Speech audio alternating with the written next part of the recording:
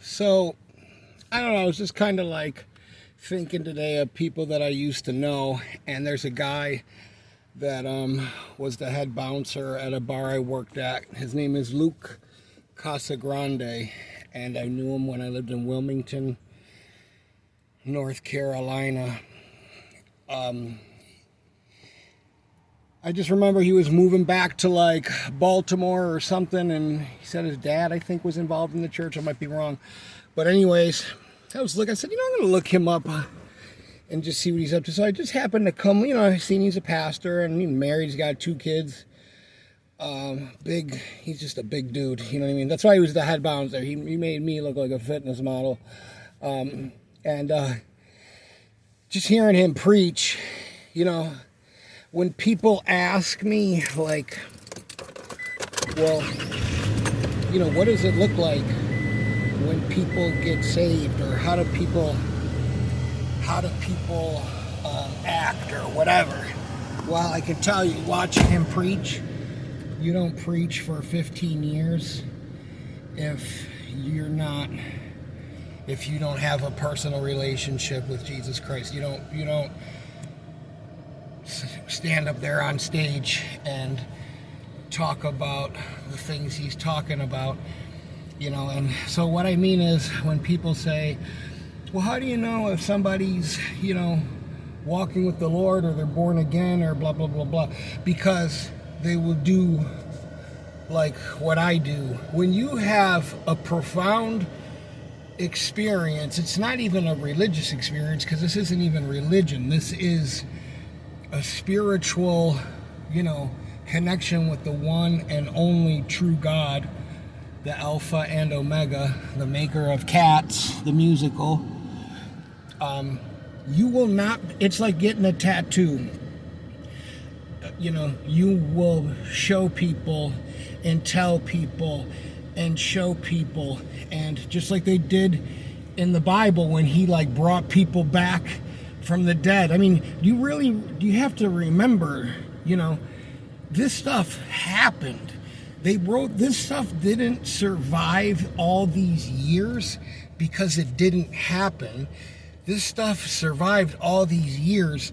You don't hear about Buddha and Krishna and all these other nerds doing this type of stuff, because they never did. They never gave their life for you. They never sacrificed. They didn't make you, so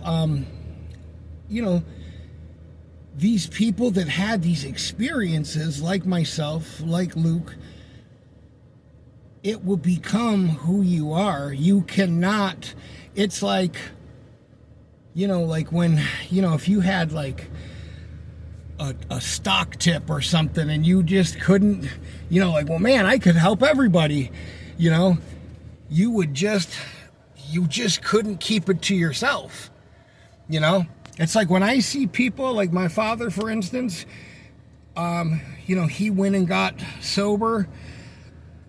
I don't believe he got sober because he never talked about the experience of how he was crippled with this addiction and God delivered him, or whatever. He never talked about it once. When I was addicted to pain pills and God delivered me, when his son, while he was sending his son money to buy drugs when he was homeless and lived on the streets of San Francisco. I just want to make sure that's not, I figure I do have a little ice cream. Luke will like that. He never once said, sat down and said, listen, when I was getting sober, like I do, because you never got sober. He might have got fixed temporarily.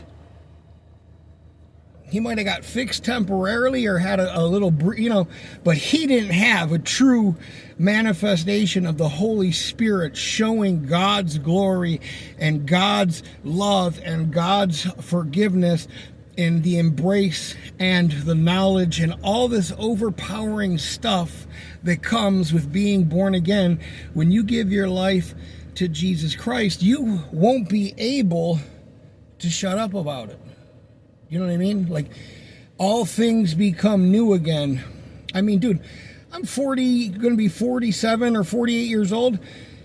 Like, I'm going every morning and feeding cats. I could sleep in. You know what I mean? Like, I could do a lot of things. I rescued a dog. I don't even want a dog. God told me to take the dog. You know, I'm feeding 70 cats, 60, 80 cats. You know what I mean?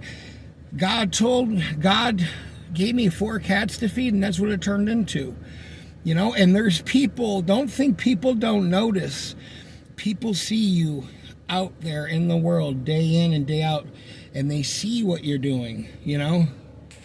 So it's like with my ex-girlfriend, I used to say to her, you know, well, if you're really sober, why aren't you talking about it? Why don't you have a YouTube channel and start reaching people that are lost? And if you know Jesus Christ the way you profess to know him, where is it in your life? Because it's very easy. That's what when it says, God says, you know, you'll know them by their fruit. You know, you'll know them by what they produce in their life. If they just have some nonchalant life, they're not really talking about it. They're lukewarm. What does it say about lukewarm? He'll spit you out. If there is no time, okay? There is no time to be, I don't know, like, if this is one of these days, one of these videos is going to be the last video that I ever made. And that time, if you haven't been paying attention, I don't even think you need to be a Christian or know Jesus Christ as your personal Savior to know that the temperature, the spiritual temperature of the world has changed. You know, and it's kind of like a 9/11 moment. I don't know where, I don't know when, I don't know how, but yeah, I was gonna say that's not ice cream.